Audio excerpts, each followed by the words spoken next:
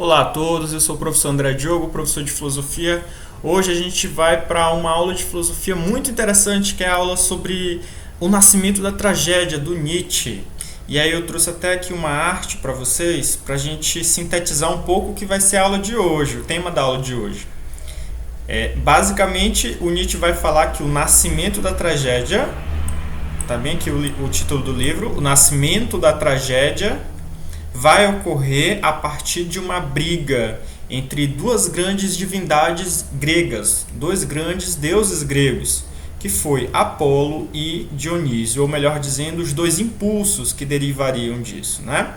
Mas a gente vai compreender melhor isso ao longo da nossa aula, mas só quero que vocês já fiquem na mente de vocês essa imagem bem aqui, tá? Esse confronto entre Apolo e Dionísio, Apolo versus Dionísio. Tá?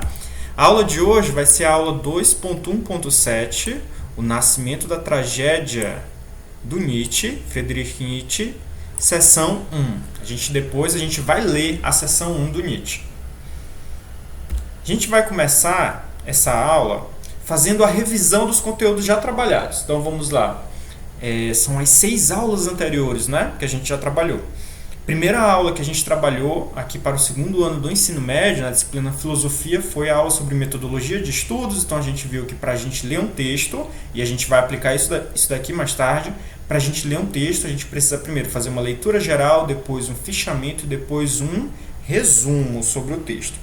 A gente viu ainda alguns aspectos importantes sobre a leitura, leitura com objetivo determinado, preocupação com o conhecimento de todas as palavras, espírito crítico, análise e síntese.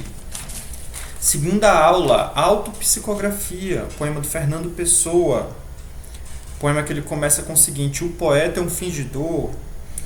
Então, nesse poema, nas 3 estrofes dele, a gente consegue dialogar um pouco com os elementos que pertencem ao campo da estética. Às vezes o autor, às vezes o espectador, entre outros elementos.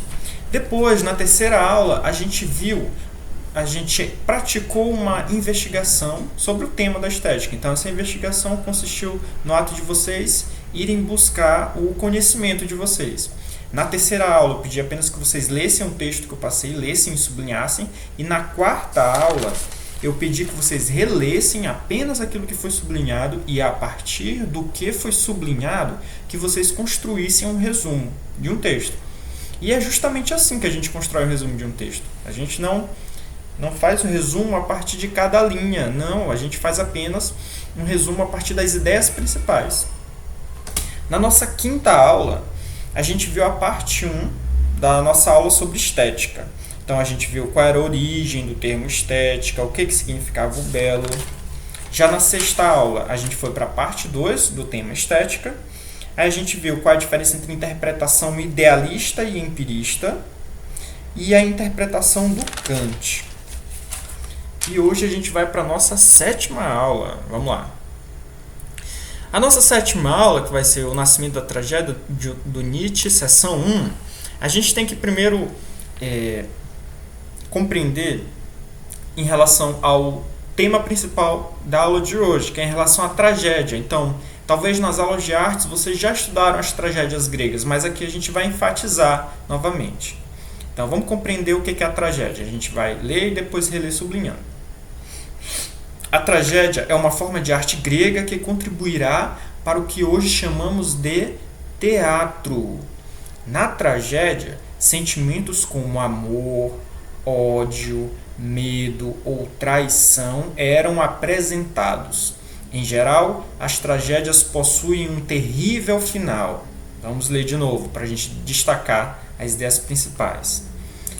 Tragédia. O que é a tragédia? A tragédia é uma forma de arte grega, entre os gregos antigos, que contribuirá para o que hoje chamamos de teatro. Então, eu vou botar bem que contribuirá. Então, a tragédia é uma forma de arte grega que contribuirá para o que hoje a gente chama de teatro. Na tragédia, sentimentos como amor, ódio, medo ou traição eram apresentados. Então, na tragédia eu vou ter diversos sentimentos. Em geral, as tragédias possuem um terrível final. Então, esse é o sentido comum que nós temos de tragédia, né? Quando a gente fala, foi um acontecimento trágico. A festa que o garoto foi teve um final trágico. O que significa isso? Que acabou mal, que não acabou bem. Né? Teve alguma explosão lá naquela festa, alguém se feriu, alguma coisa desse tipo. Então, isso foi uma tragédia. Então, normalmente uma tragédia é algo ruim.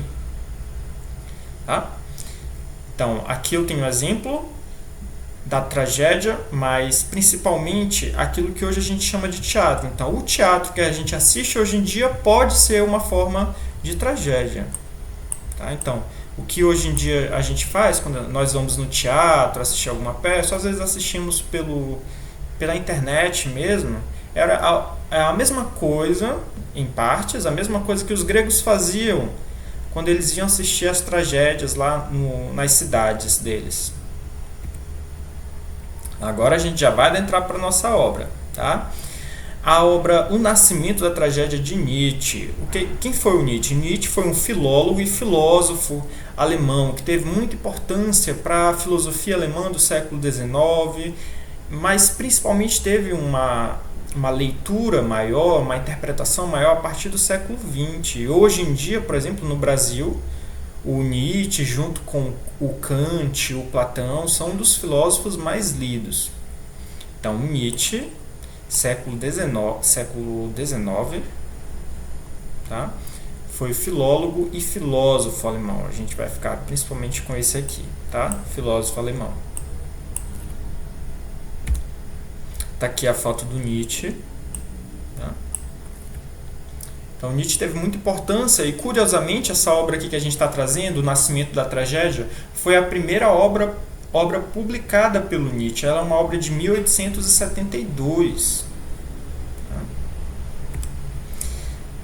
Vamos lá ver algumas características importantes dessa obra, O Nascimento da Tragédia de Nietzsche. Para Nietzsche, a arte tem dois impulsos, apolíneo e dionisíaco. Então, novamente, para o Nietzsche, a arte tem dois impulsos, apolíneo e dionisíaco. Ou seja, o que significa aqui impulsos? Impulsos seriam no sentido daquilo que gera uma nova coisa, daquilo que move para uma nova coisa, para uma determinada coisa. Que coisa é essa que esses dois impulsos vão gerar, vão fazer criar? Esses dois impulsos vão criar a arte. E de forma mais específica, que tipo de arte? A tragédia. Lembram que a tragédia que a gente viu em um dos últimos slides é como se fosse um teatro que tem um final terrível. Só que nós precisamos entender que aqui para o Nietzsche, as duas coisas que vão formar a arte, as duas coisas que vão formar a tragédia grega, são esses dois impulsos, apolíneo e dionisíaco. Tá? Apolíneo lembra que Deus, que divindade? Apolo, e dionisíaco, Dionísio. E esses dois impulsos vão ter total relação com as divindades que eles representam. Mas é importante a gente compreender agora apenas isso. O Nietzsche ele não está falando a arte é algo que vem da imaginação, a arte é uma imitação da natureza, a arte é algo que representa o que nós estamos sentindo. Ele está falando algo um pouco diferente. Ele está falando que a arte vem de dois impulsos diferentes. Uma hora é o apolíneo e outra hora é o dionisíaco. Eu vou falar os dois aqui, vou tentar explicar, e durante a aula vocês tentem ver com qual desses dois vocês mais se identificam. Lembrando que são impulsos opostos, impulsos que estão em conflito. Então vamos tentar compreender um pouco. Vamos começar pelo apolíneo. Então, o apolíneo vem de Apolo e representa a arte do figurador plástico. E ele pode ser ainda visto no sonho, porque no sonho a gente vai ter a bela aparência. Então, novamente, apolíneo vem de Apolo. Ele pode ser observado, o apolíneo, esse impulso apolíneo, na arte do figurador plástico. Em outros termos, na arte do pintor. Então, o pintor, ele é guiado pelo impulso de Apolo. Quem era Apolo? Apolo era também o deus da beleza, o deus da medida. Então, quando um pintor, um pintor naturalista, tá? Que eu estou falando. Quando um pintor ele vai tentar representar uma árvore, uma paisagem que ele está vendo, ele vai tentar representar aquilo da melhor forma possível, da forma mais bela possível, ele está se associando a Apolo, que também, em certa medida, que também é o deus da medida, que tem a ver com beleza, ok? Então, Apolo, deus da medida, deus de você ser mais comedido, de você ser equilibrado, de se ter uma harmonia nas coisas. E a harmonia que a gente percebe nas coisas é uma harmonia bela, representa a beleza. Então, na pintura, deve ter certas relações de harmonia. Então, a medida daqui até o começo da sua testa tem que ser proporcional à medida que está entre as duas extremidades do rosto, e assim vai, à medida que vai daqui até o seu nariz, e assim sucessivamente. Então, existe uma proporção quando uma pessoa vai fazer um desenho, não sei se vocês sabem, já viram alguém fazendo isso, existem umas proporções que a pessoa deve seguir, por exemplo, para fazer um rosto. Às vezes ela precisa desenhar algumas figuras geométricas, precisa desenhar um triângulo, aí depois um círculo ao redor, e assim vai. Por quê? Porque ela tem que seguir, na arte do figurador plástico, ou na pintura, ela tem que seguir medidas, ok? Ela tem que seguir medidas.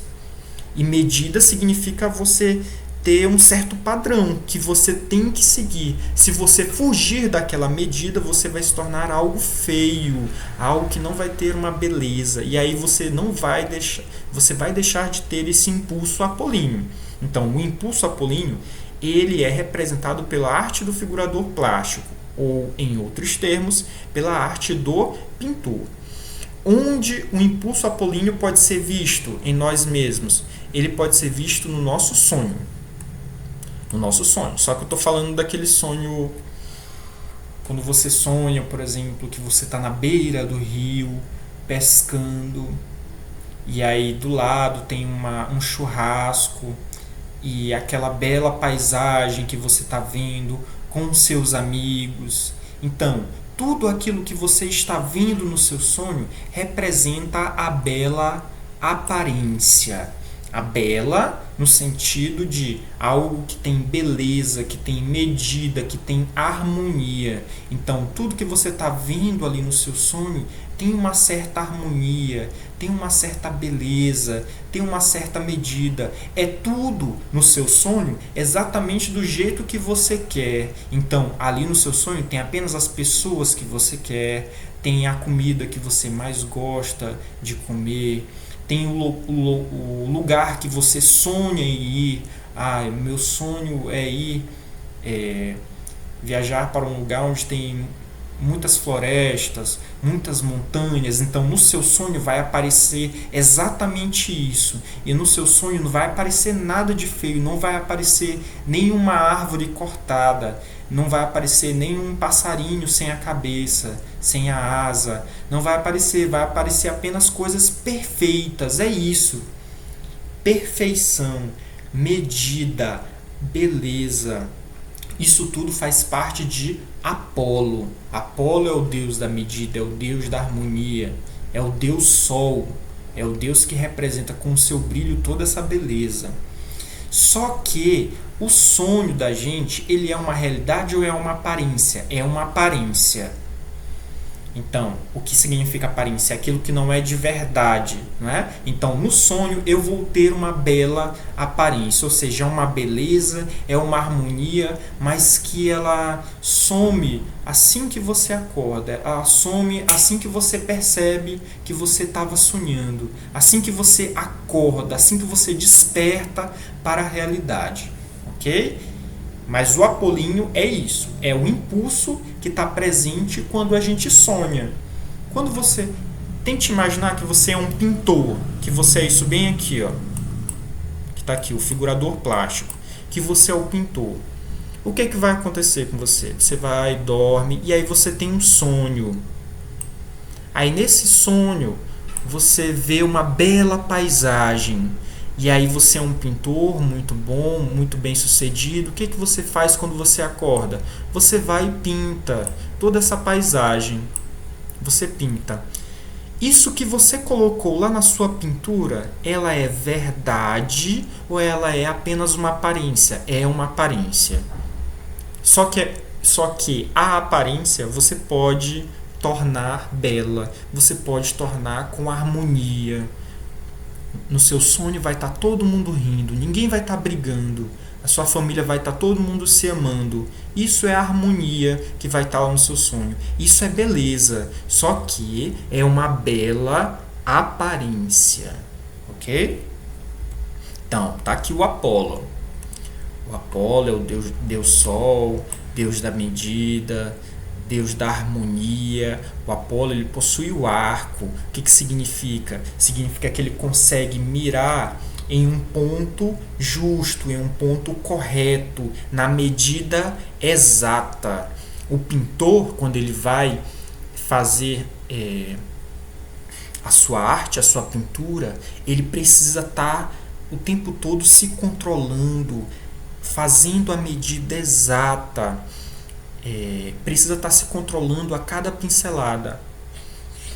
Ou seja, o pintor, no momento em que ele está criando a sua arte, ele precisa, em certo sentido, fazer uso da razão. Ele precisa fazer uso da razão. Então ele precisa saber as proporções que ele está seguindo, precisa às vezes medir uma certa parte do seu quadro. Ele precisa usar a razão, ele precisa usar a sua medida, a sua harmonia, porque só se ele utilizar tudo isso, a sua pintura vai estar em harmonia, a sua pintura vai se tornar bela. Então, o arco aqui do Apolo representa isso, representa a medida, e que em certo sentido aqui pra gente essa medida representa a nossa capacidade racional. Então, quando a gente está pintando algo, apesar de ter todas essas questões de sentimento, mas em síntese, nesse sentido aqui, você está usando a sua capacidade racional. Você está transformando algo que você sonhou em uma pintura, por exemplo. Mas para fazer aquilo, você tem que usar a sua racionalidade. Por quê? Porque você tem que seguir certas medidas na arte do figurador plástico, na pintura. Então, tudo isso representa o Apolo. Então, o Apolo seria o racional. O Apolo é o correto. O Apolo é aquele que tem a medida. O Apolo é aquele... O apolíneo é aquele que se alimenta bem. O apolíneo é aquele que só tira 10 na prova. O apolíneo é você expressar os seus sentimentos, mas com um equilíbrio.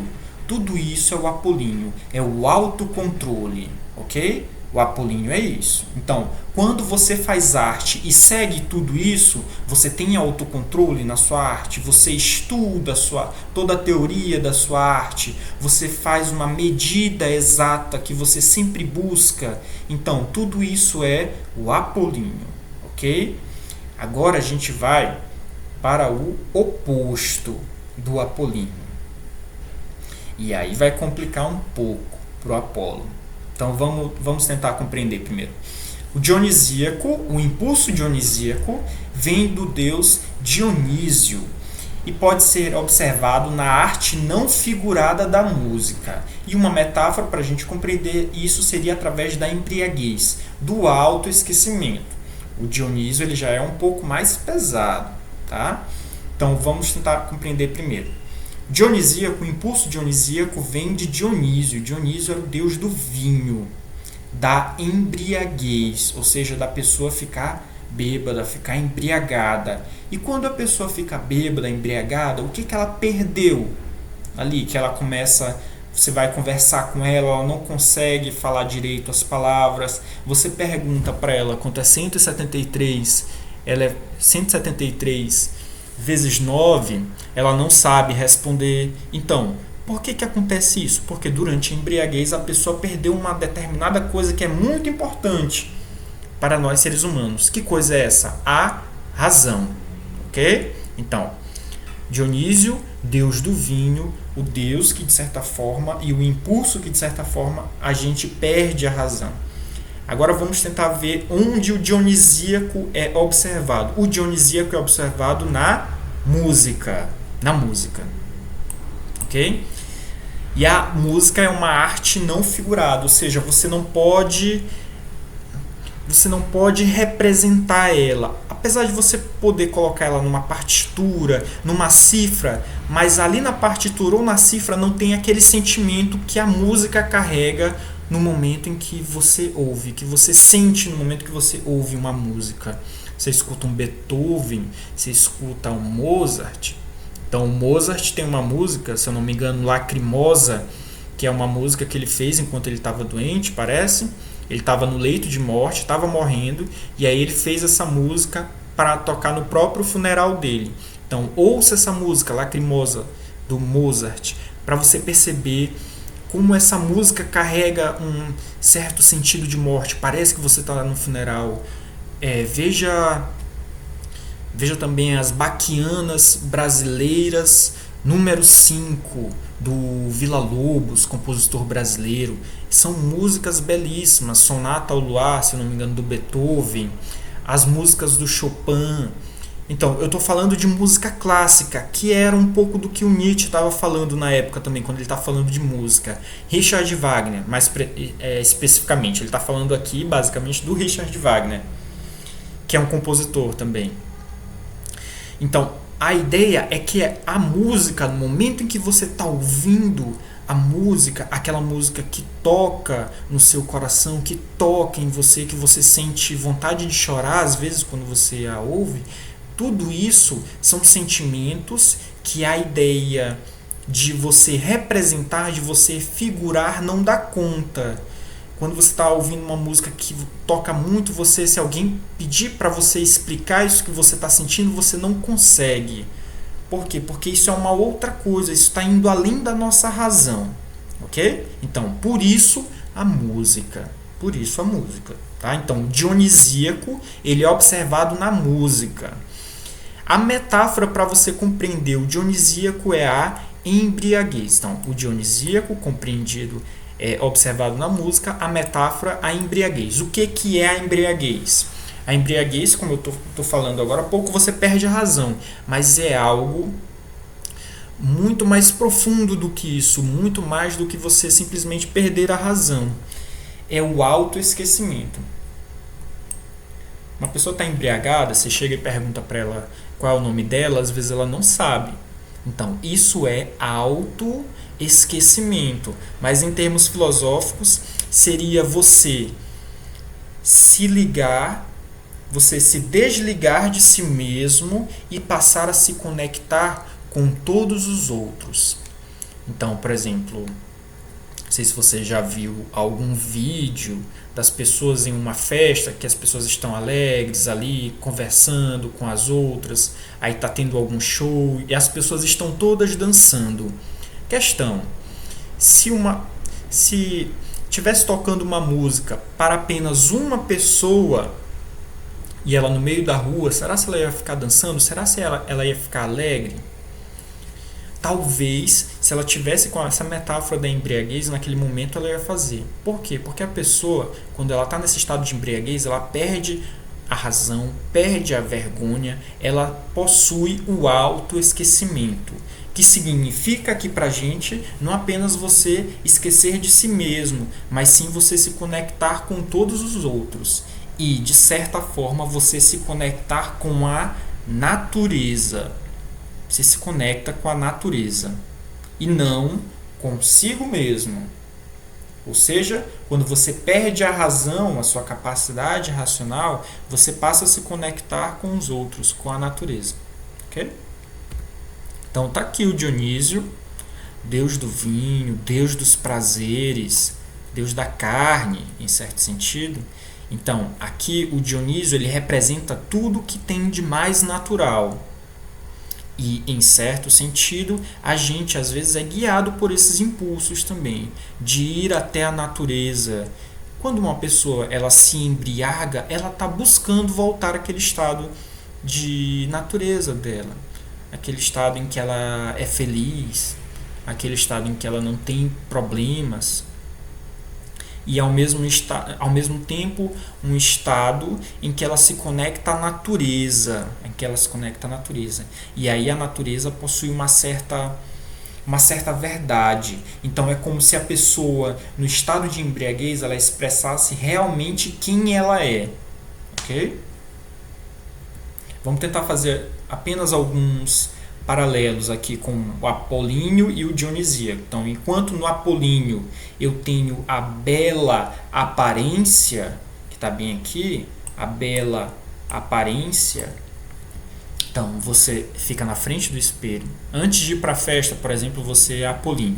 Você fica na frente do espelho, você se arruma.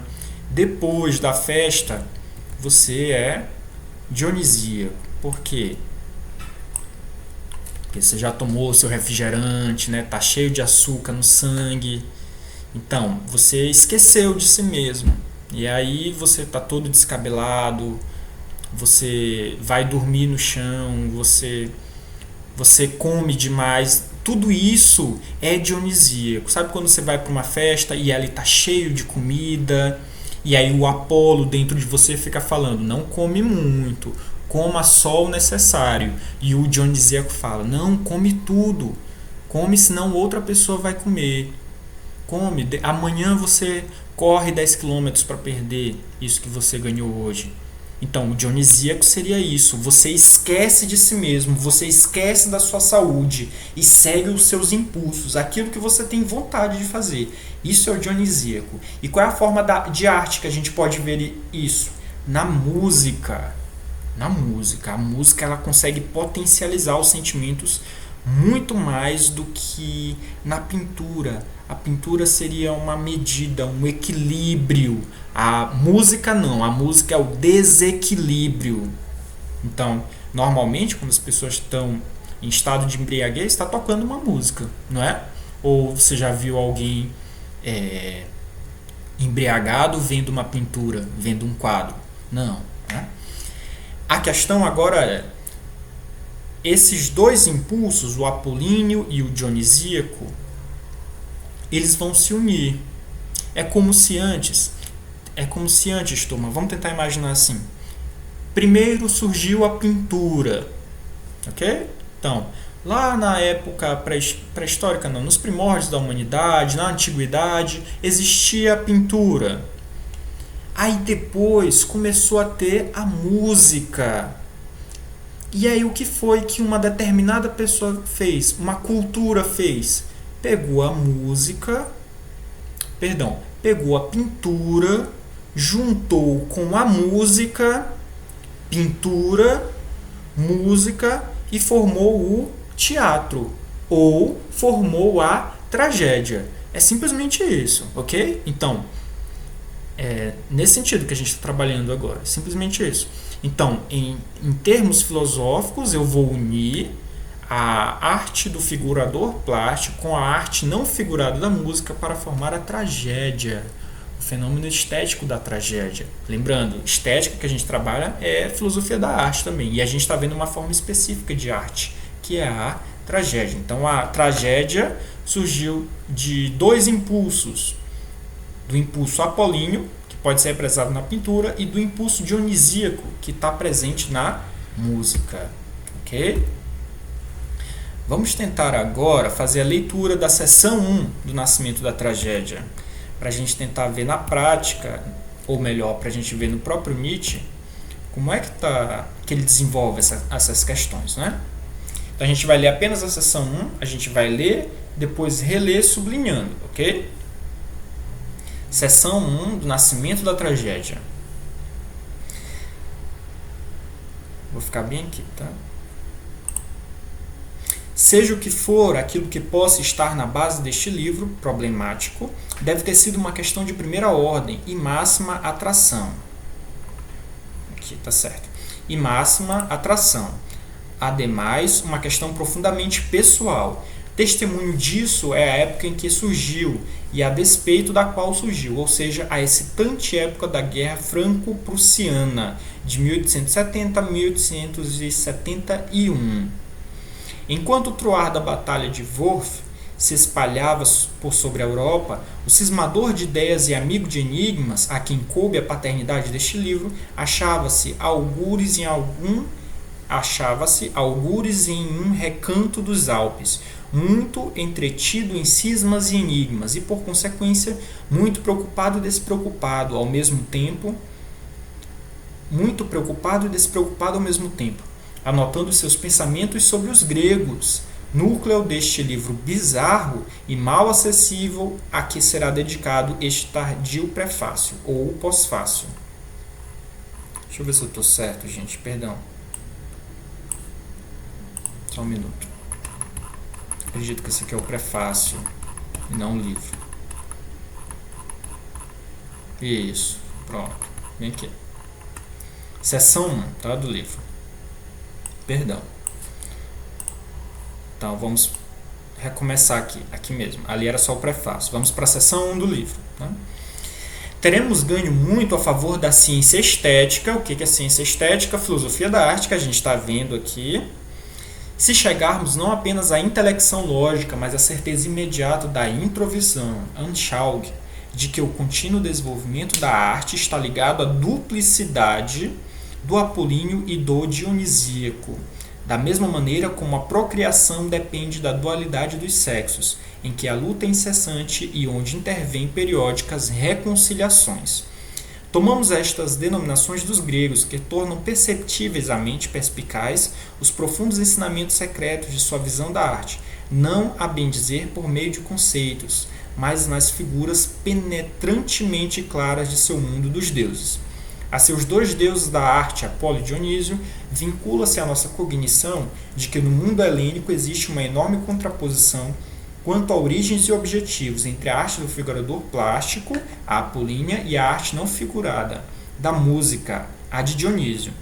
Ambos os impulsos, tão diversos, caminham lado a lado, na maioria das vezes em discórdia aberta e incitando-se mutuamente a produções sempre novas, para perpetuar nelas a luta daquela contraposição sobre a qual a palavra comum arte lançava apenas aparentemente a ponte, até que por fim, vou baixar aqui, bem aqui, até que, por fim, através de um miraculoso ato metafísico da vontade helênica significa dos gregos, apareceram emparelhados um com o outro, e nesse emparelhamento, tanto a obra de arte dionisíaca quanto a apolínea geraram a tragédia ática. Para nos aproximarmos mais desses dois impulsos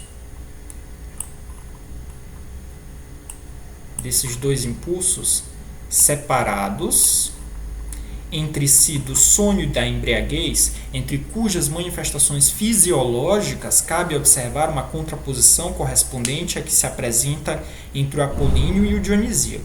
Em sonho apareceram primeiro, conforme as representações de Lucrécio, diante das almas humanas, as esplendorosas figuras divinas.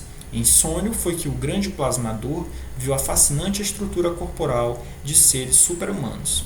E os poetas gregos indagados sobre os mistérios da criação poética também recordariam o sonho e seriam de parecer semelhante ao de Hans Sachs em Die Meistersinges, os mestres cantores. Aí diz a citação: meu amigo, é isto precisamente a obra do poeta, que seus sonhos ele interpreta e marca. Creia-me, a mais verdadeira ilusão do homem se lhe abre no sonho. Toda a arte da poesia e todo o poetar nada mais é que interpretação de sonhos verazes. A bela aparência, que a gente viu ainda há pouco, a bela aparência do mundo do sonho, em cuja produção cada ser humano é um artista consumado, constitui a pré-condição de toda a arte plástica, mas também, como veremos, de uma importante metade da poesia. Nós desfrutamos de uma compreensão imediata da figuração. Todas as formas nos falam. Não há nada que seja indiferente e inútil. Na mais elevada existência dessa realidade onírica do sonho, dessa realidade onírica, temos ainda, todavia, a transluzente sensação de sua aparência. Pelo menos tal é a minha experiência, em cujo favor poderia aduzir alguns testemunhos e passagens de poetas. Vou baixar um pouco aqui. Bem aqui. O homem de propensão filosófica tem mesmo a premonição de que também sob essa realidade na qual vivemos e somos, se encontra oculta uma outra, inteiramente diversa, que portanto também é uma aparência. E Schopenhauer assinalou sem rodeios como característica da aptidão filosófica o dom de, em certas ocasiões, considerar os homens e todas as coisas como puros fantasmas ou imagens oníricas. Assim como o filósofo procede para com a realidade da existência das AI, do mesmo modo se comporta a pessoa suscetível ao artístico em face da realidade do sonho. Observa-o precisa e prazerosamente, pois a partir dessas imagens interpreta a vida e, com base nessas ocorrências, exercita-se para a vida. As imagens agradáveis e amistosas não são as únicas que o sujeito experimenta dentro de si, com aquela unicompreensão, mas outros sim as sérias, sombrias, tristes, escuras, as súbitas inibições, as zombarias do acaso, as inquietas expectativas, em suma, toda a divina comédia da vida, com o seu inferno, desfila à sua frente, não só como um jogo de sombras, pois a pessoa vive e sofre com tais cenas, mas tampouco sem aquela fugaz sensação da aparência. E talvez alguns, vou baixar aqui, bem aqui, e talvez alguns, como eu, se lembrem de que, em meio aos perigos e sobressaltos dos sonhos, por vezes tomaram-se de coragem e conseguiram exclamar: é um sonho, quero continuar a sonhá-lo. Assim como também me contaram a respeito de pessoas que foram capazes de levar adiante a trama causal de um e mesmo sonho durante 3 ou mais noites consecutivas. São fatos que prestam testemunho preciso de que o nosso ser mais íntimo, o fundo comum a todos nós, colhe no nosso sonho uma experiência de profundo prazer e jubilosa necessidade. Essa alegre necessidade da experiência onírica foi do mesmo modo expressa pelos gregos em Apolo. Apolo, na qualidade de deus dos poderes configuradores, é ao mesmo tempo deus divinatório. Ele, segundo a raiz do nome, o resplendente, a divindade da luz, reina também sobre a bela aparência do mundo interior da fantasia. A verdade superior, a perfeição desses estados, na sua contraposição com a realidade cotidiana, tão lacunarmente inteligível, seguida da profunda consciência da natureza reparadora e sanadora do sono e do sonho, é simultaneamente o análogo simbólico da aptidão divinatória e mesmo das artes, mercê das quais a vida se torna possível e digna de ser vivida. Mas tampouco deve faltar à imagem de Apolo aquela linha delicada que a imagem onírica não pode ultrapassar, a fim de não atuar de um modo patológico, pois do contrário a aparência nos enganaria como realidade grosseira, isto é, aquela limitação mensurada, aquela liberdade em face das emoções mais selvagens, aquela sapiente tranquilidade do Deus plasmador. Seu olho deve ser solar, em conformidade com a sua origem. Mesmo quando mira colérico e mal-humorado, paira sobre ele a consagração da bela aparência. E assim deveria valer em relação a Apolo, em um sentido excêntrico, aquilo que Schopenhauer observou a respeito do homem colhido no véu de Maia, na primeira parte de Um Mundo como Vontade e Representação. E aqui o Nietzsche vai fazer uma citação do Schopenhauer. Diz o Schopenhauer: tal como em meio ao mar enfurecido que, ilimitado em todos os quadrantes, ergue e afunda vagalhões bramantes, um barqueiro está sentado em seu bote, confiando na frágil embarcação. Da mesma maneira, em meio ao mundo de tormentos, o homem individual permanece calmamente sentado, apoiado e confiante no princípio individuationis, princípio de individuação. Aí continua o Nietzsche. Sim, poder-se-ia dizer de Apolo que nele obtiveram a mais sublime expressão a inabalável confiança nesse princípio, e o tranquilo ficar aí sentado de quem nele está preso, e poder-se inclusive caracterizar Apolo como a esplêndida imagem divina do princípio individuationis, a partir de cujos gestos e olhares nos falam todo o prazer e toda a sabedoria da aparência, juntamente com a sua beleza. Na mesma passagem, Schopenhauer nos descreveu o imenso terror que se apodera do ser humano, quando de repente é transviado pelas formas cognitivas da aparência fenomenal, na medida em que o princípio da razão, em algumas de suas configurações, parece sofrer uma exceção. Se a esse terror acrescentarmos o delicioso êxtase que a ruptura do princípio individuationis acende do fundo mais íntimo do homem, sim, da natureza, ser-nos-á dado lançar um olhar à essência do dionisíaco, que é trazido a nós o mais de perto possível pela analogia da embriaguez.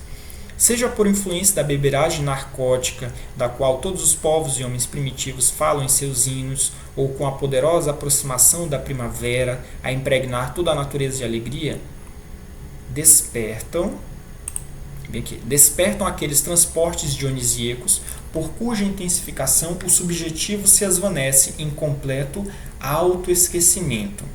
Também no medievo alemão contorciam-se sob o poder da mesma violência dionisíaca multidões, sempre crescentes, cantando e dançando, de lugar em lugar. Nesses dançarinos de São João e São Guido, reconhecemos de novo os coros báquicos dos gregos, com sua pré-história na Ásia Menor, até a Babilônia e as sácias orgiásticas.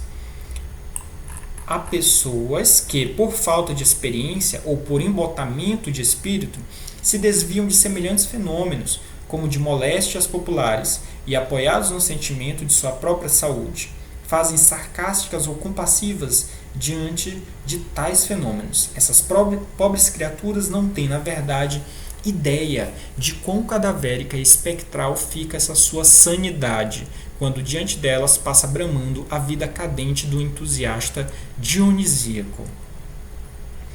Sob a magia do dionisíaco, torna-se a selar-se não apenas o laço de pessoa a pessoa, mas também a natureza aliada, inamistosa ou subjugada, volta a celebrar a festa de reconciliação com seu filho perdido, o homem. Espontaneamente, oferece à terra as suas dádivas e pacificamente se achegam às feras da montanha e do deserto. O carro de Dioniso está coberto de flores e grinaldas. Sob seu jugo avançam o tigre e a pantera. Se transmuta em pintura o jubiloso hino beethoveniano à alegria, e se não se refreia a força de imaginação quando milhões de seres frementes se espojam no pó, então é possível acercar-se do dionisíaco. Bem aqui. Agora o escravo é homem livre, agora se rompem todas as rígidas e hostis delimitações que a necessidade, a arbitrariedade ou a moda impudente estabeleceram entre os homens. Agora, graças ao evangelho da harmonia universal, cada qual se sente não só unificado, conciliado, fundido com seu próximo, mas um só, como se o véu de Maia tivesse sido rasgado e reduzido a tiras, e esvoaçasse diante do misterioso uno primordial. Cantando e dançando, manifesta-se o homem como membro de uma comunidade superior. Ele desaprendeu a andar e a falar, e está a ponto de, dançando, sair pelos ares. De seus gestos fala o encantamento. Assim como agora os animais falam e a terra dá leite e mel, no interior do homem também soa algo de sobrenatural. Ele se sente como um Deus, ele próprio caminha agora tão extasiado e elevado como vira em sonho os deuses caminharem. O homem não é mais artista, tornou-se obra de arte. A força artística de toda a natureza, para a deliciosa satisfação do uno primordial, revela-se aqui sobre o frêmito da embriaguez. A argila mais nobre, a mais preciosa pedra de mármore é aqui amassada e moldada, e, aos golpes do cinzel do artista dionisíaco dos mundos, ressoa o chamado dos mistérios eleusinos. Vós vos prosternais, milhões de seres, pressentes tu, o Criador, ó mundo. Então, essa é a seção 1. Seção 1 do Nascimento da Tragédia. Só para ficar claro, gente, essa seção 1 do Nascimento da Tragédia, o livro está bem aqui, tá? Deixa eu ver se eu consigo mostrar aqui. Não tá, a luz está muito forte, né? Pronto, está aqui. O Nascimento da Tragédia, do Nietzsche, da Companhia das Letras. Essa aqui é a edição que eu estou utilizando, tá? Um livro pequeno. E a gente está utilizando a seção 1 do livro. Então agora a gente está aplicando aquele nosso método. Primeiro, leitura geral, agora o fichamento. Vamos tentar fazer o fichamento, ou seja, a gente vai destacar as partes mais importantes. Ok? Vamos lá. Teremos ganho muito a favor da ciência estética se chegarmos não apenas à intelecção lógica, mas à certeza imediata da introvisão de que o contínuo desenvolvimento da arte está ligado à duplicidade do apolíneo e do dionisíaco. Então, o contínuo desenvolvimento da arte está ligado à duplicidade do apolíneo e do dionisíaco. Então, o Apolo e o Dionísio é o que faz a arte se desenvolver. Da mesma maneira como a procriação depende da dualidade dos sexos. Então, para se gerar uma pessoa, eu preciso do masculino e do feminino. Então, de forma semelhante, para se gerar a arte, eu preciso do apolíneo e do dionisíaco, em que a luta é incessante e onde intervêm periódicas reconciliações. Tomamos estas denominações dos gregos, que tornam perceptíveis à mente perspicaz os profundos ensinamentos secretos de sua visão da arte, não a bem dizer por meio de conceitos, mas nas figuras penetrantemente claras de seu mundo dos deuses. Continuando bem aqui. A seus dois deuses da arte, Apolo e Dionísio, vincula-se a nossa cognição de que no mundo helênico, então, a seus dois deuses da arte, seus se refere a quem? Se refere aos gregos, ok? Que a gente não sublinhou antes. Então, os gregos, a seus dois deuses da arte. Quais eram os dois deuses da arte dos gregos? Apolo e Dionísio. Lembrando que os gregos tinham vários deuses. Apolo, Dionísio, Zeus, Afrodite. É só lembrar lá dos Cavaleiros do Zodíaco, né? E também Percy Jackson, o Ladrão de Raios.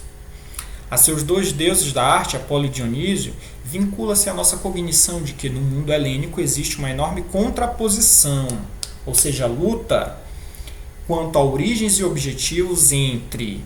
Então, tem uma luta entre dois tipos de arte. Quais são elas? A arte do figurador plástico. Essa arte do figurador plástico, a pintura, que nós vimos agora há pouco, é a arte apolínea, ok? E eu tenho também a arte não figurada da música, que é a arte dionisíaca, ou de Dionísio, ok? Ambos os impulsos tão diversos caminham lado a lado, na maioria das vezes, em discórdia aberta, incitando-se mutuamente a produções sempre novas, para perpetuar nelas a luta daquela contraposição sobre a qual a palavra comum arte lançava apenas aparentemente a ponte. Até que, por fim, através de um miraculoso ato metafísico da vontade helênica, apareceram emparelhados um com o outro. Então, o que significa emparelhados? Juntos. Então, até chegou esses dois impulsos, o apolíneo e o dionisíaco, eles viviam separados. Até que teve um momento que eles se juntaram, apareceram emparelhados. E nesse emparelhamento, continuando, tanto a obra de arte dionisíaca quanto a apolínea geraram a tragédia ática, ou a tragédia grega, ok? Então, esses impulsos viviam separados, e aí teve um momento em que eles se juntaram e formaram o teatro, ou a tragédia grega. Para nos aproximarmos mais desses dois impulsos, pensemos-los primeiro como os universos artísticos, separados entre si do sonho e da embriaguez. Então, para ele tentar explicar o que é o apolíneo e o que é o dionisíaco, ele vai nas metáforas. Então, o apolíneo você pode observá-lo no sonho e o dionisíaco você pode observar na embriaguez. Do sonho e da embriaguez, entre cujas manifestações fisiológicas cabe observar uma contraposição correspondente. Então, sonho e embriaguez, contraposição correspondente a que se apresenta entre o apolíneo e o dionisíaco. O sonho é o apolíneo e a embriaguez, o dionisíaco. Em sonho, apareceram primeiro, conforme a representação de Lucrécio, diante das almas humanas, as esplendorosas figuras divinas. Em sonho foi que o grande plasmador viu a fascinante estrutura corporal de seres super-humanos, e os poetas gregos, indagados sobre os mistérios da criação poética, também recordariam os sonhos seriam de parecer semelhante ao de Hans Sachs em Die Meistersinger, os mestres cantores, que diz: meu amigo, é isto precisamente a obra do poeta, que os seus sonhos ele interpreta e marca. Creia-me, a mais verdadeira ilusão do homem se lhe abre no sonho. Toda a arte da poesia e todo poetar nada mais é que a interpretação de sonhos verazes. Então aqui ele já está iniciando a ideia de sonho. Ele vai mostrar por que o sonho tem relação com o apolíneo. A bela aparência do mundo do sonho. Então é isso.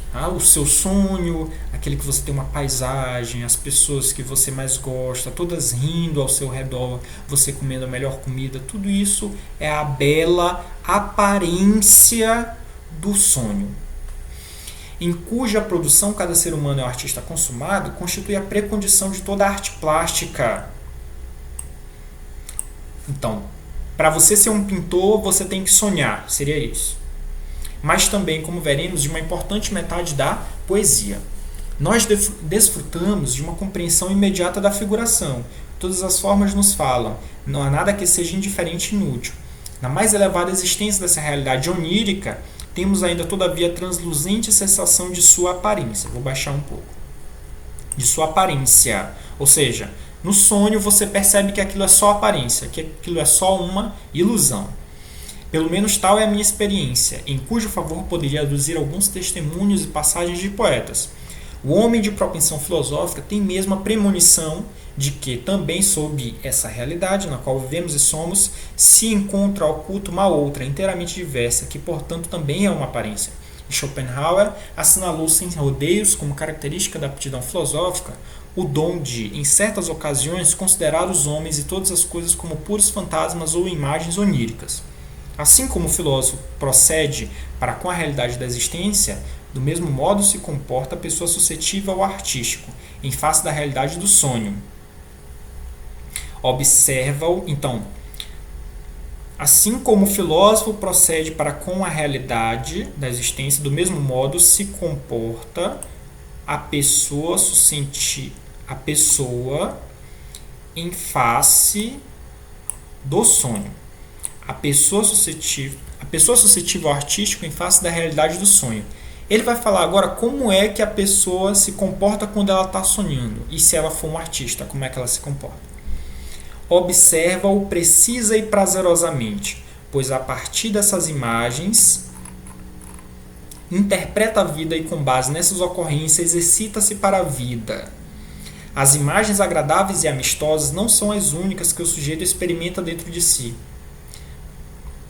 Eu vou apagar esse último trecho que a gente sublinhou, porque ele não é tão importante. Acho que a gente sublinhou, pronto. Ele está só dando o exemplo aqui. As imagens agradáveis e amistosas não são as únicas que o sujeito experimenta dentro de si, estou bem aqui nessa linha, com aquela unicompreensão, mas outros sim as sérias, sombrias, tristes, escuras, as súbitas inibições, as zombarias do acaso, as inquietas expectativas, em suma, toda a divina comédia. Ele vai citar o Dante agora, Dante Alighieri, Dante, que fez Divina Comédia. Da vida com o seu inferno desfila à sua frente, não só como um jogo de sombras, pois a pessoa vive e sofre com tais cenas, mas tampouco sem aquela fugaz sensação da aparência. E talvez alguns, como eu, se lembrem de que, em meio aos perigos e sobressaltos dos sonhos, por vezes tomaram-se de coragem e conseguiram exclamar: é um sonho, quero continuar a sonhá-lo. Bem aqui. Assim como também me contaram a respeito de pessoas que foram capazes de levar adiante a trama causal de um e mesmo sonho durante 3 ou mais noites consecutivas. São fatos que prestam testemunho preciso de que o nosso ser mais íntimo, o fundo comum a todos nós, colhe no sonho uma experiência de profundo prazer e jubilosa necessidade. Essa alegre necessidade da experiência onírica, estou bem aqui já, essa alegre necessidade da experiência onírica foi do mesmo modo expressa pelos gregos em Apolo. Apolo, na qualidade de Deus dos poderes configuradores, é ao mesmo tempo o Deus divinatório. Vamos sublinhar isso bem aqui. O Apolo era o Deus que representava na época da Grécia Antiga, quando você queria saber o seu futuro. Aí você ia no templo de Apolo, se eu não me engano. E aí lá no templo de Apolo você conseguia prever o que ia acontecer. Então o Apolo ele é o Deus divinatório também, ele é o Deus que consegue prever as coisas. Ele é o Deus da medida. Ele, ou seja, Apolo, segundo a raiz do nome, o resplendente, a divindade da luz. Então a divindade da luz reina também sobre a bela aparência do mundo interior da fantasia. Então, novamente aqui, a bela aparência. Só um parêntese. A bela aparência é uma beleza que não é verdadeira, que é apenas uma ilusão que você pode observar, por exemplo, no sonho. Na internet, aqui no YouTube, também a gente vê isso o tempo todo. Aqui na internet a gente é um pouco seguido pelo Apolinho. Por quê? Porque a gente, por exemplo, a gente vai assistir o vídeo de uma pessoa que usa o Photoshop o tempo todo. Então aquilo ali, a beleza, a pessoa fica bela. A pessoa pode ser muito feia, mas usa Photoshop e fica bonita. E aí, só que aquela beleza é apenas uma aparência, né?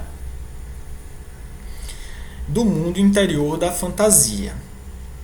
A verdade superior, a perfeição desses estados na sua contraposição com a realidade cotidiana, tão lacunarmente inteligível, seguida da profunda consciência da natureza reparadora e sanadora do sono e do sonho, é simultaneamente o análogo simbólico da aptidão divinatória e mesmo das artes, mercê das quais a vida se torna possível e digna de ser vivida. Mas tampouco deve faltar à imagem de Apolo aquela linha delicada que a imagem onírica não pode ultrapassar, a fim de não atuar de um modo patológico, pois do contrário a aparência nos enganaria como realidade grosseira, isto é, aquela limitação mensurada, aquela liberdade em face das emoções mais selvagens, aquela sapiente tranquilidade do Deus plasmador. Seu olho deve ser solar, então Apolo é o Deus do sol, por isso ele está dando essa metáfora aqui, em conformidade com a sua origem. Mesmo quando mira colérico e mal-humorado, paira sobre ele a consagração da bela aparência. E assim poderia valer em relação a Apolo, em um sentido excêntrico, aquilo que Schopenhauer observou a respeito do mundo colhido no véu de Maia.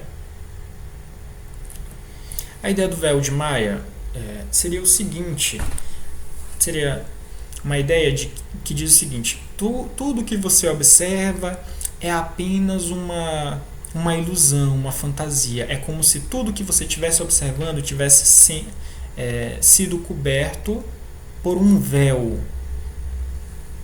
por um tecido, por uma capa, por um véu. E esse véu seria o véu de Maia, seria essa a metáfora. Aqui, Maia, se não me engano, representa uma divindade também. Então seria o véu de Maia. E aí, para você observar qual seria a verdadeira realidade, você teria que retirar o véu de Maia. No sonho, no impulso apolíneo, o véu de Maia está presente. Então você está tendo a bela aparência. O que é o véu de Maia? É a aparência, que ele vai citar do Schopenhauer. Então, continuando bem aqui, Schopenhauer observou a respeito do homem colhido no véu de Maia na primeira parte de Um Mundo como Vontade e Representação, que é uma obra do Schopenhauer. Aí vai falar o Schopenhauer. Tal como em meio ao mar enfurecido, que, ilimitado em todos os quadrantes, ergue e afunda vagalhões bramantes, um barqueiro está sentado em seu bote, confiado na frágil embarcação. Da mesma maneira, em meio ao mundo de tormentos, o homem individual permanece calmamente sentado, apoiado e confiante, no princípio de individuação. O que lembra individuação? Indivíduo. O que é princípio de individuação? É você se concentrar em você mesmo, no seu próprio eu, em você enquanto indivíduo. Você não liga, por exemplo, que você possa estar no meio do mar, essa é a metáfora que ele dá aqui, no meio do mar em um barco pequeno e o oceano lá agitado. Você acredita que você não vai morrer, você acredita que você vai conseguir se salvar, porque você confia em si mesmo, você tem o seu princípio de individuação. É isso, ok? Então, esse princípio de você acreditar em você mesmo, na sua razão, na sua inteligência, no seu poder, esse princípio de individuação é o princípio também do Apolo, do Apolíneo. Então, continuando bem aqui. Sim, poder-se-ia dizer de Apolo que ele obtiveram a mais sublime expressão, a inabalável confiança nesse princípio. Então, Apolo obtiveram a mais sublime expressão, a inabalável confiança nesse princípio. E o tranquilo ficar aí sentado de quem nele está preso, e poder-se inclusive caracterizar Apolo como uma esplêndida imagem divina do princípio individuationis. Então, vou apagar esse para colocar o outro.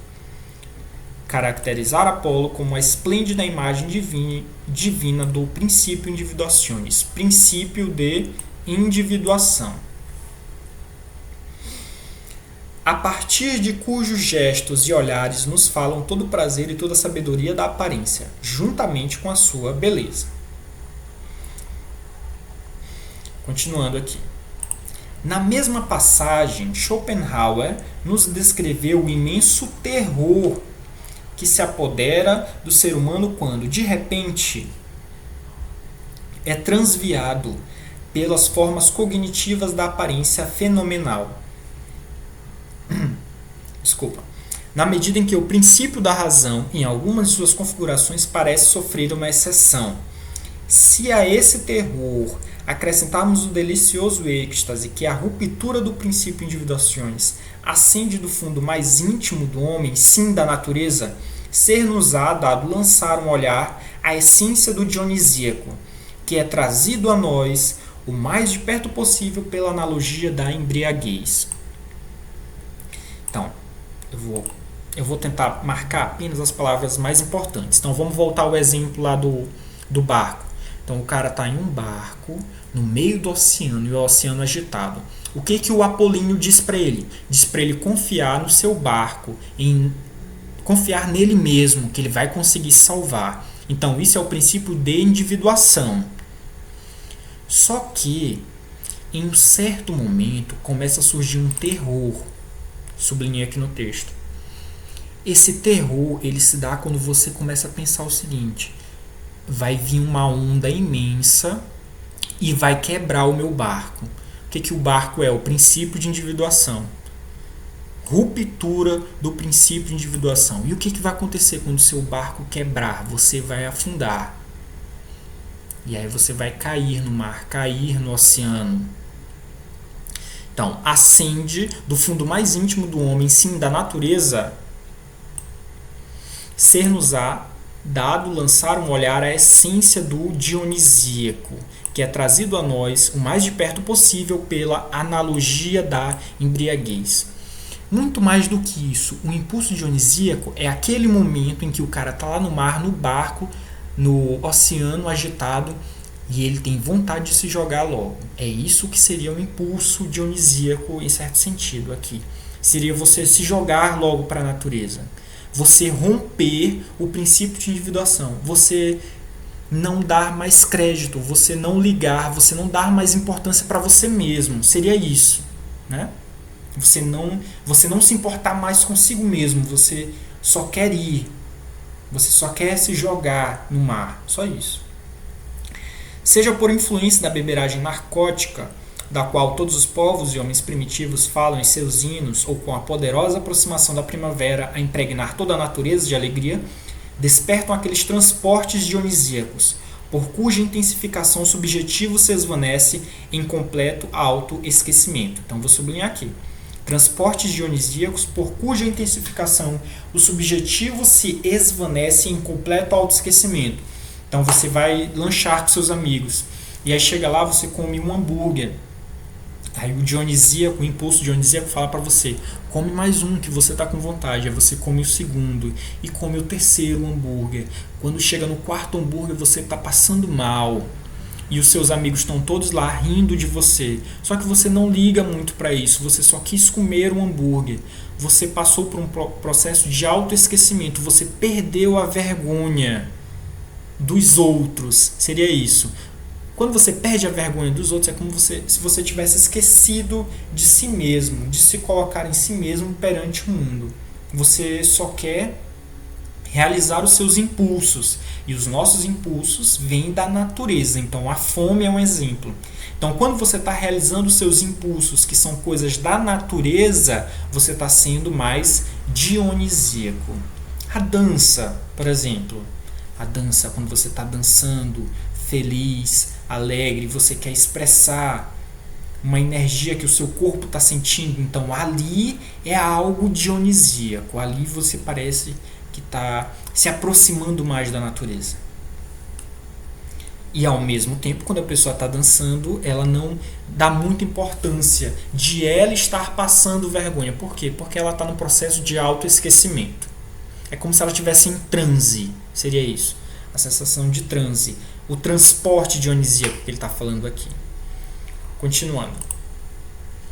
Também no medievo alemão, contorciam-se sob o poder da mesma violência dionisíaca multidões sempre crescentes, cantando e dançando de lugar em lugar. Nesses dançarinos de São João e São Guido, reconhecemos de novo os coros báquicos dos gregos, com sua pré-história na Ásia Menor até a Babilônia e as sácias orgiásticas. Há pessoas que, por falta de experiência, ou por embotamento de espírito, se desviam de semelhantes fenômenos como de moléstias populares e, apoiados no sentimento de sua própria saúde, fazem-se sarcásticas ou compassivas diante de tais fenômenos.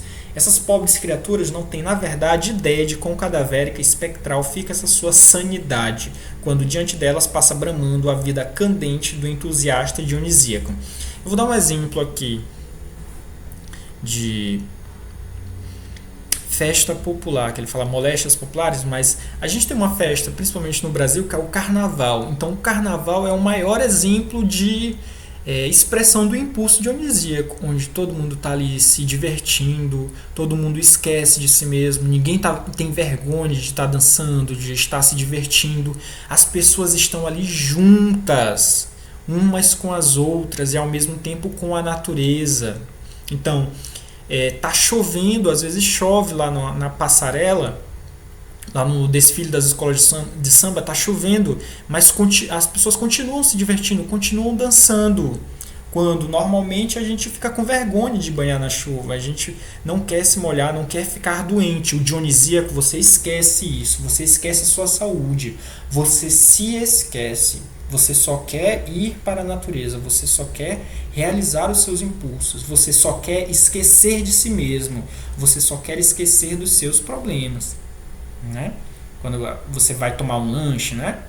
Você fala, eu vou tomar esse refrigerante aqui porque agora eu quero esquecer dos meus problemas. Eu vou lanchar para eu esquecer dos meus problemas. Então, tudo isso é dionisíaco. É o autoesquecimento. É você não ter vergonha, você realizar os seus impulsos. E isso pode ser muito bem visto na festa do carnaval. Então, o carnaval é dionisíaco. Sob a magia do dionisíaco, torna-se a selar não apenas o laço de pessoa a pessoa, mas também a natureza aliada.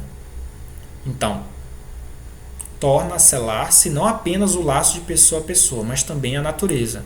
No dionisíaco, a gente se conecta com todos os outros e a gente se conecta com a natureza. No apolíneo, a gente está só na gente mesmo. O pintor, quando ele está pintando, ele está sozinho pintando. Quando você está ouvindo música e você quer dançar aquela música em uma festa, você está com várias outras pessoas. Seria essa a representação. Inamistosa ou subjugada, volta a celebrar a festa de reconciliação com seu filho perdido, o homem. Espontaneamente oferece a terra as suas dádivas e pacificamente se achegam às feras da montanha e do deserto. O carro de Dionísio está coberto de flores e grinaldas. Sob o seu jugo avançam o tigre e a pantera. Se transmuta em pintura o jubiloso hino beethoveniano à alegria, já ouviram Ode à Alegria do Beethoven? E se não se refreia a força de imaginação, quando milhões de seres frementes se espojam no pó, então é possível cercar-se do dionisíaco. Agora, olha a metáfora que ele vai dizer, que ele vai falar, em relação a como as pessoas se sentem quando elas estão no estado dionisíaco, que é um estado de completo autoesquecimento. É como se você estivesse dançando no carnaval. Agora o escravo é homem livre. Agora se rompem todas as rígidas e hostis delimitações que a necessidade, a arbitrariedade ou a moda impudente estabeleceram entre os homens. Agora, graças ao evangelho da harmonia universal, cada qual se sente não só unificado, conciliado, fundido com seu próximo, mas um só, como se o véu de Maia tivesse sido rasgado, reduzido a tiras, esvoaçasse diante do misterioso uno primordial. Então, quando a pessoa está no dionisíaco, ela se une com as pessoas independente das diferenças. Então, sabe aquela pessoa que você brigou com ela, aí você está num momento de alegria, de festa, no carnaval, por exemplo, aí vocês ficam lá abraçados, dançando juntos. Seria mais ou menos essa a ideia, de união entre as pessoas que é vista no dionisíaco. Então, continuando. Agora, graças ao evangelho da harmonia universal, cada qual se sente não só unificado, a gente já leu isso aqui, né? E esvoaçasse diante do misterioso uno primordial. Então, continuando bem aqui. Cantando e dançando, manifesta-se o homem como membro de uma comunidade superior. Ele desaprendeu a andar e a falar, e está a ponto de, dançando, sair voando pelos ares. De seus gestos fala o encantamento. Assim como agora os animais falam e a terra dá leite e mel, no interior do homem também soa algo de sobrenatural. Ele se sente como um deus. Ele próprio caminha agora tão extasiado e elevado como vira em sonhos os deuses caminharem. O homem... Aí ele vai falar uma coisa muito importante. Bem aqui. O homem não é mais artista. Então, quando o cara ele é apolíneo, ele é artista. Ele está pintando. Existe ele e existe a pintura dele. Isso no apolíneo. Então, no apolíneo eu tenho o artista e eu tenho a obra de arte. A gente vai ver como é que fica no dionisíaco. O homem não é mais artista no dionisíaco. Tornou-se obra de arte. Então, quando você está dançando, por exemplo, não existe a obra de arte, não é algo externo a você. Você mesmo é a obra de arte. Você mesmo é o objeto de satisfação de si em um fenômeno estético, um fenômeno artístico. No teatro, isso acontece também. Na dança. Então, a própria pessoa se torna obra de arte. Por que a própria pessoa se torna obra de arte? Porque ela deixou de ser ela mesma. E ela passou a ser uma outra coisa.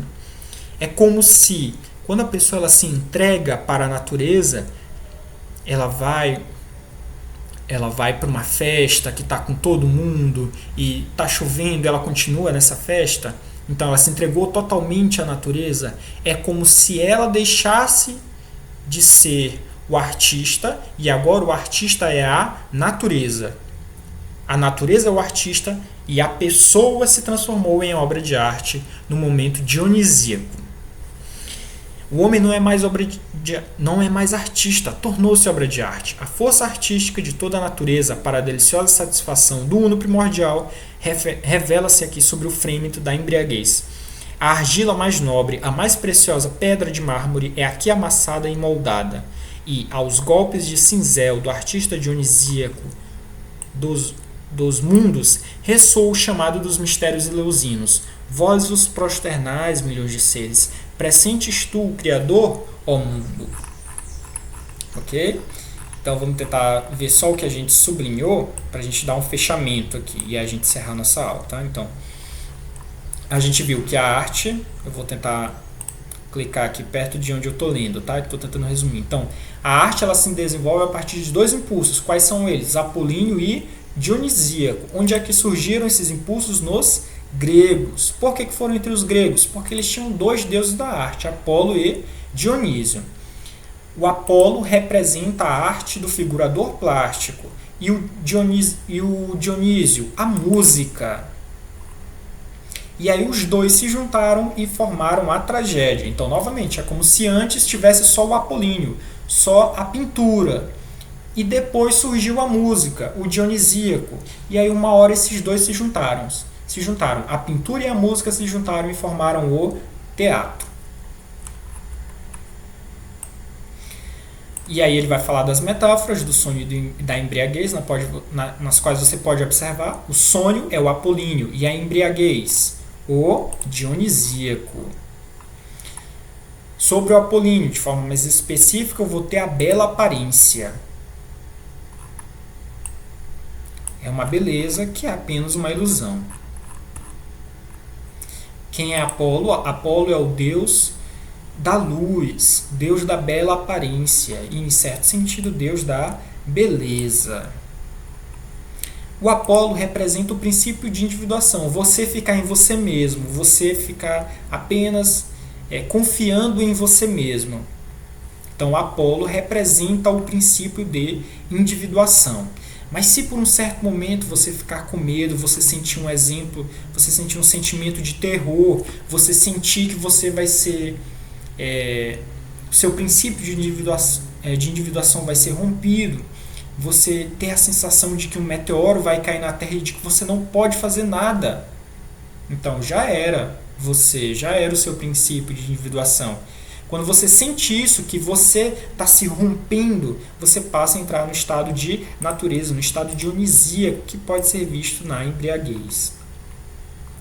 Então, nesse estado de embriaguez do dionisíaco, existe um completo autoesquecimento. Você deixa de dar importância para você mesmo.